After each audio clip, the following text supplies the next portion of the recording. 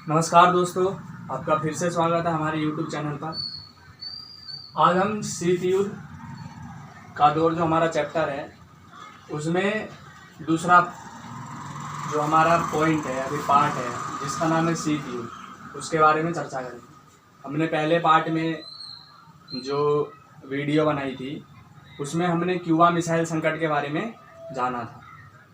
आशा करता हूँ आपने वो वीडियो देख ली होगी और आपको अच्छी भी लगी होगी। और अगर आपने नहीं देखी है तो लिंक हमने डिस्क्रिप्शन में डाल दिया है, उसे आप उस लिंक को क्लिक करके आप पहले पार्ट को देख सकते हैं। चलिए हम शुरू करते हैं अपना आज का दूसरा पार्ट। दूसरा पार्ट है हमारा, पहला पार्ट हो चुका है। दूसरे पार्ट में हम जानेंगे शीत युद्ध। शीत युद्ध की शुरुआत कैसे हुई, शीत युद्ध के क्या कारण थे, ये सब हम इस पार्ट में जानेंगे।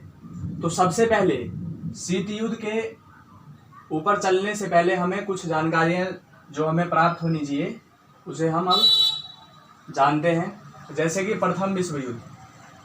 प्रथम विश्व युद्ध जो हुआ था वो कब हुआ था? आशा करता हूँ आपको ये चीज़ पहले से भी पता होगी कि प्रथम विश्व युद्ध जो हुआ था वो 1914 से लेकर के 1918 के बीच में हुआ था। और द्वितीय विश्व युद्ध जो हमारा इस चैप्टर का सबसे इम्पोर्टेंट है, तो दूसरा विश्व युद्ध के बारे में हम जानते हैं। ये विश्व युद्ध जो हुआ था ये 1939 से लेकर के 1945 के बीच में हुआ था। और ये जो द्वितीय विश्व युद्ध हुआ था ये हुआ था मित्र राष्ट्र और धुरी राष्ट्र के बीच में। अब मित्र राष्ट्र क्या था? ये ऐसे राष्ट्र या फिर ऐसा संघ था देशों का जिसमें अमेरिका, सोवियत संघ, ब्रिटेन और फ्रांस थे। इसमें कुल 4 देश थे और जो इनके विरोध में थे वो थे धुरी राष्ट्र। तो धुरी राष्ट्र में 3 देश थे, जर्मनी, इटली और जापान। ये अब आप समझ चुके होंगे द्वितीय विश्व युद्ध कब से कब 1939 से 1945 तक चला। युद्ध का केंद्र था मित्र राष्ट्र और धुरी राष्ट्र। इसमें मित्र राष्ट्र में अमेरिका आता था, सोवियत संघ, ब्रिटेन, फ्रांस, और धुरी राष्ट्र में जर्मनी, इटली, जापान। अब हम आगे चलते हैं कि जो ये युद्ध चल रहा था द्वितीय विश्व युद्ध, तो 1945 का साल जो था वो सबसे ज़्यादा महत्वपूर्ण था, क्योंकि इसमें जापान जो देश था उसे बहुत बड़ी कीमत चुकानी पड़ी, क्योंकि अगस्त 1945 का समय था। इस समय अमेरिका जो सबसे पावरफुल थी वो मित्र राष्ट्र में थी, उसने क्या कर दिया, जापान के दो शहर थे, हिरोशिमा और नागासाकी। ये बहुत ज़्यादा डेवलप थे। तो हिरोशिमा और नागासाकी पर क्या कर दिया, परमाणु बम से हमला कर दिया। परमाणु बम तो हम जानते कितना खतरनाक है।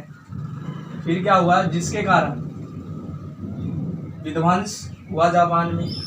और क्या हुआ कि जो मित्र धुरी राष्ट्र जो थे उन्होंने क्या कर दिया, इस युद्ध को विराम दे दिया, क्योंकि वो ऐसा नहीं चाहते थे, क्योंकि इटली और जर्मनी भी बची हुई थी, सिर्फ जापान को हानि हुई थी। तो जर्मनी इटली ने सोचा जो अगर युद्ध को और आगे बढ़ाते हैं तो हमें भी हानि हो सकती है। तो इसलिए जर्मनी और इटली ने क्या करा, युद्ध को विराम करा। जापान तो वैसे ही विध्वंस हो ही चुका था वहाँ पर, तो इसलिए मित्र राष्ट्र की इस युद्ध में विजय हुई थी। अब हमारा आता है, ये तो हमारे कुछ जानकारी थी, अब हमारा आता है शीत युद्ध, जो हमारा चैप्टर का सबसे महत्वपूर्ण चीज़, और चैप्टर का नाम भी यही है। तो शीत युद्ध जो है वो द्वितीय विश्व युद्ध के समाप्ति या 1945 के बाद शीत युद्ध प्रारंभ हुआ। द्वितीय विश्व युद्ध का समाप्ति कब हुई थी? 1945 में। और शीत युद्ध हमारा कब चालू हो जाता है? 1945 के बाद शीत युद्ध आरंभ हुआ। अब हम ये जानते हैं कि शीत युद्ध की परिभाषा भी परीक्षा में पूछ ली जाती है। तो अब हम जानते हैं शीत युद्ध की परिभाषा है क्या।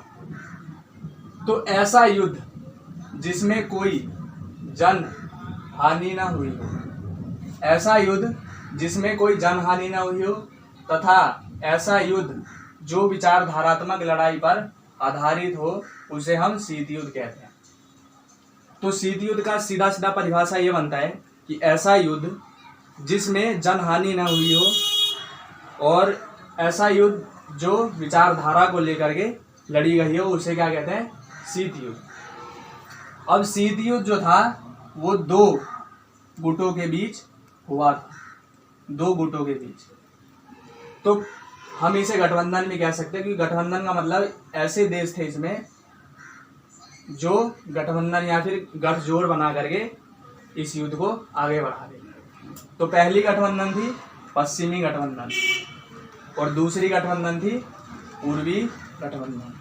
पश्चिमी गठबंधन का जो नेता या फिर लीडर या फिर हम प्रमुख कह सकते हैं वो थी अमेरिका, और पूर्वी गठबंधन का जो लीडर या फिर प्रमुख था वो था सोवियत संघ। ये दोनों क्या कर रहे थे, इन दोनों गठबंधन को संचालित कर रहे थे। अब इसके कारण क्या होता है, अब इन दोनों का हम ये जान लेते हैं कि अमेरिका और सोवियत संघ जो थी यही दोनों देश क्यों लीडर थे। ये दोनों देश इसलिए लीडर थे क्योंकि जो ये वाला जो लड़ाई हुआ था द्वितीय विश्व युद्ध, इसमें क्या हुआ था कि अमेरिका और सोवियत संघ उस समय सब ज़्यादा पावर में जाएगी, क्योंकि जर्मनी इटली जापान तो हार गई थी, और ब्रिटेन और फ्रांस से थोड़ा इनका लड़ाई झगड़ा जैसा कुछ हो गया था। तो अमेरिका और सोवियत संघ ने उस समय सब ज़्यादा शक्तिशाली थी। तो होता क्या है कि अब रहेगा तो कोई एक शक्तिशाली बस, तो अमेरिका और सोवियत संघ में ज़्यादा मतभेद, तो फिर अमेरिका अलग गुट बना लेती है, फिर गठबंधन बना लेती है, और सोवियत संघ अलग गठबंधन बना ली। शीत युद्ध के बारे में जानकारी लेने के बाद अब हम चलते हैं अपने तीसरे टॉपिक, जिसका नाम है दो ध्रुवीय विश्व का आरंभ। सबसे पहले तो हमारा जो टॉपिक है इसके बारे में हम जान लेते हैं कि दो ध्रुवीय विश्व, अर्थात इसका मतलब ये हुआ कि अब जो विश्व था,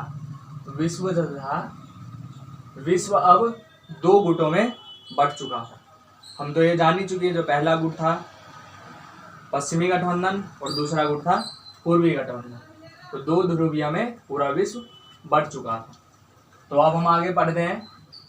दोनों महाशक्ति अपना प्रभाव क्षेत्र बढ़ाने में लगी हुई थी। दोनों महाशक्ति क्या कर रही थी, दोनों महाशक्ति मतलब अमेरिका और सोवियत संघ अब क्या कर रही थी, पूरे विश्व में अपना प्रभाव फैला रही थी। दुनिया दो गुटों में बढ़ चुकी थी, दुनिया दो गुटों में बढ़ चुकी थी। इसका कारण था सुरक्षा। अब क्या हुआ था, इसका मुख्य कारण था सुरक्षा। सुरक्षा क्यों था, आप ये सवाल पूछेंगे कि सुरक्षा ही क्यों।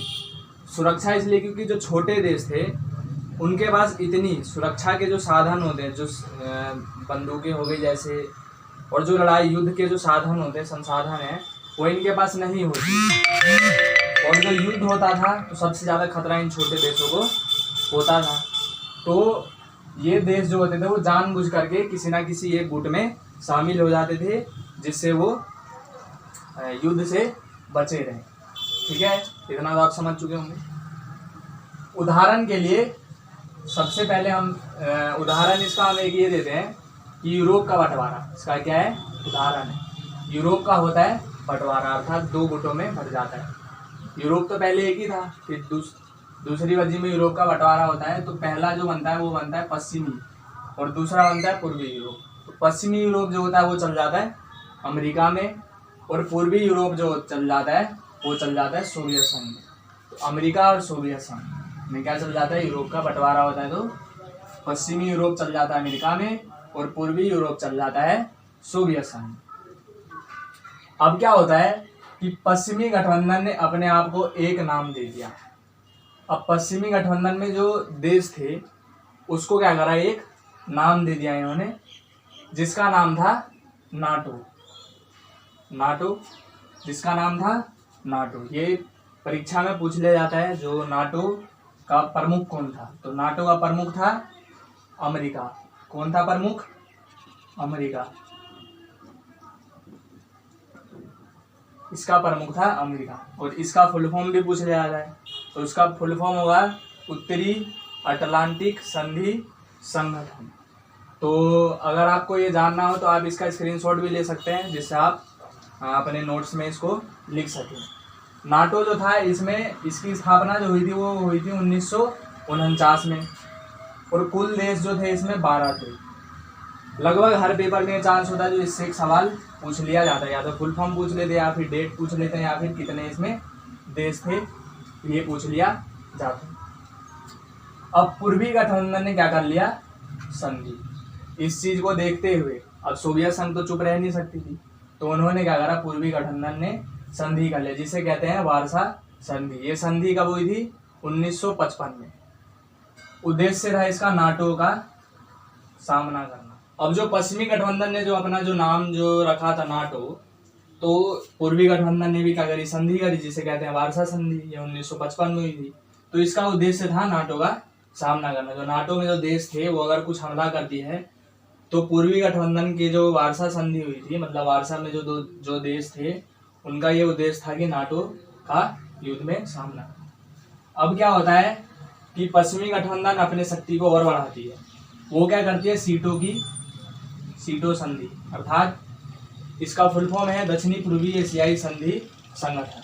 यह ऐसा संगठन होता है जिसमें दक्षिणी पूर्वी एशिया के जो देश हैं उसे इसमें समाहित किया गया अमेरिका द्वारा। और दूसरा इन्होंने करा था सेंटो की स्थापना की थी, अर्थात केंद्रीय संधि संगठन इसकी फुल फॉर्म है। और इसमें क्या हुआ था, जो केंद्र में जो बीच में जो देश थे उन सबसे संधि की गई। अब फिर जो पूर्वी गठबंधन का जो लीडर था सोवियत संघ, उन्होंने क्या करा, चीन के साथ मिल करके अपना प्रभाव क्षेत्र और फैलाया। उन्होंने वियतनाम जो देश था, वियतनाम, कोरिया और इराक के साथ, ये ऐसे देश थे जिनके साथ इन्होंने चीन और सोवियत संघ ने रिश्ता को मजबूत किया। फिर 1950 का समय आता है, इसमें सोवियत संघ और चीन के बीच क्या हो जाती है, अनबन। इसलिए 19 भू क्षेत्र को लेकर 1950 में अनबन शुरू होती है और 1969 में जाकर के ये युद्ध का नाम ले लेता है। जो हुआ था युद्ध भूभाग को लेकर के, जो भूमि थी उनको लेकर के ये वाला युद्ध हुआ। पार्ट 2 का ये हमारा आखिरी अंश है। आशा करता हूँ आपको जो पहले मैंने पढ़ा है वो अच्छे से समझ में आ चुका होगा। चलिए हम शुरू करते हैं। तो 2 ध्रुवीय विश्व का आरंभ, हमने इसकी पहले जानकारी ले ली थी, आगे हम अब पढ़ते हैं। तो अब हमारा ये बहुत महत्वपूर्ण प्रश्न बनता है, पेपर की दृष्टि से 4 नंबर में ये पूछ लिया जाता है कि छोटे देश जो थे वो किन कारणों से महाशक्तियों के बड़े काम आते थे। अब महाशक्ति जो थी वो क्या करती थी, छोटे देशों को इसलिए अपने गठबंधन में समाहित कर लेती थी क्योंकि उन्हें उनसे बहुत ज़्यादा फायदा होता था। तो मैंने इसके 4 पॉइंट लिखे हैं, आप इन्हें अच्छे से कॉपी में या तो उतार लें या फिर स्क्रीनशॉट ले लें और बाद में उतार लीजिएगा। ये चारों जो पॉइंट है बहुत ज़्यादा महत्वपूर्ण है। तो चलिए पहला पॉइंट हमें ये कहता है कि महत्वपूर्ण संसाधन, जो छोटे देश होते थे वहाँ से जो महाशक्ति होती थी उन्हें युद्ध लड़ने के लिए तेल और खनिज जो संसाधन होते थे वो प्राप्त हो जाते थे। इसलिए महाशक्ति जो थी छोटे देशों को अपने अंदर समाहित करती थी। दूसरा पॉइंट है भू क्षेत्र, अर्थात हथियार और सैन्य संचालन के लिए भू क्षेत्र उन्हें आसानी से मिल जाता था छोटे देशों में, हथियार और सैन्य संचालन के लिए।